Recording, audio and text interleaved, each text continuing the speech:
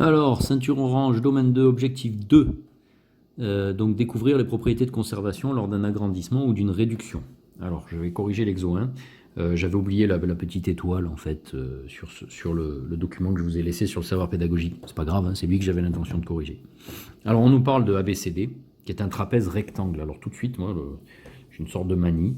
Je vais coder ce que l'on me dit dans l'énoncé. Trapèze rectangle, c'est ça. Voilà. On a AB qui mesure 5,25, AD 3, DC 4, et enfin BC 3,25. Bien. Alors, je vais vous faire une correction non rédigée. Pour la rédaction, vous irez voir dans le document LibreOffice. Parce que là, sinon, le film serait trop long si je rédigeais tout en direct. Alors, qu'est-ce qu'on nous dit? Que la version prime, là, c'est un agrandissement de facteur 2 du trapèze ABCD. Ça signifie que toutes les longueurs du deuxième sont obtenues en multipliant celles du premier par 2. On est en situation de proportionnalité entre les longueurs du deuxième et les longueurs du premier, avec un coefficient de proportionnalité égal à 2. C'est celui qu'on appelle le facteur d'agrandissement ici. Alors, du coup, ici, on a 6. Ici, on a 8. Là, nous avons 6,5 et ici, nous avons 10,5. OK. Et on nous demande que dire des droites A'B' et C'D'. Alors, moi j'ai très envie de dire que ces droites sont parallèles. Le problème, c'est que je ne peux pas l'affirmer. Pas tout de suite. Parce que je ne connais pas encore les propriétés de conservation d'un agrandissement ou d'une réduction. C'est justement le but là, c'est de les découvrir. Donc il faudrait que je prouve qu'elles sont parallèles, c'est-à-dire que mon intuition est bonne.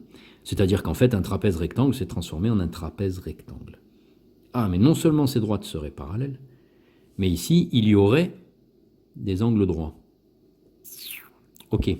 Ça non plus, je ne peux pas l'affirmer, j'en sais rien, moi, si un agrandissement conserve les mesures d'angle. J'ai l'impression quand même que c'est vrai, mais je n'ai pas encore le cours, pas de preuve, tout ça. Alors, il faudrait prouver que, par exemple, cet angle-là est droit. Vous connaissez le théorème de Pythagore, normalement, pour ceux qui l'ont révisé pour repasser leur ceinture blanche. Le théorème de Pythagore nous dit, si un triangle est rectangle, alors le carré de l'hypoténuse est égal à la somme des carrés des deux autres côtés. Alors je vais un peu anticiper sur une prochaine ceinture et vous parler de la réciproque du théorème de Pythagore. Si nous parvenions à établir que dans ce triangle-là, l'égalité de Pythagore est vérifiée, c'est-à-dire est-ce que A'C' au carré est égal à A'D' au carré plus D'C' au carré. Attention, hein, gros point d'interrogation, je n'en sais rien. J'aimerais prouver ça, mais si je le prouve, en fait, bon, je le répète, on verra ça dans une prochaine ceinture, je peux affirmer que le triangle est rectangle en D'. Voilà, l'égalité de Pythagore est vérifiée, donc le triangle est rectangle. Alors, le malheur pour moi, pour prouver ça, c'est que je ne dispose pas de la longueur A'C'. Tout ce que je sais d'elle, c'est qu'elle est le double de AC. Mais je ne dispose pas non plus de la longueur AC. Ah, mais celle-là, par contre, avec le théorème de Pythagore, je peux la trouver. 3 au carré, ça fait 9. 4 au carré, c'est égal à 16. 9 plus 16, c'est 25. Et la racine carrée de 25, c'est 5. C'est notre fameux triangle rectangle, c'est le plus célèbre de tous, celui-là. 3, 4, 5. Celui que les maçons utilisent aussi. Voilà, donc je sais que AC mesure 5, ce qui signifie que A'C' mesure 10. Alors, est-ce que A'C' au carré va être égal à la somme des deux autres? Eh bien, je vais déjà calculer 10 au carré et trouver que c'est égal à 100. Ok, maintenant, attendez, je suis en train d'écrire et vous ne voyez rien là. Donc, je viens d'écrire ça. Hein. A'C' au carré, c'est 10 au carré, c'est-à-dire 100. A'D' au carré plus D'C' au carré, ça, c'est égal à... Alors, 6 au carré plus 8 au carré, c'est-à-dire 36 plus 64. Et ça, c'est égal à 100.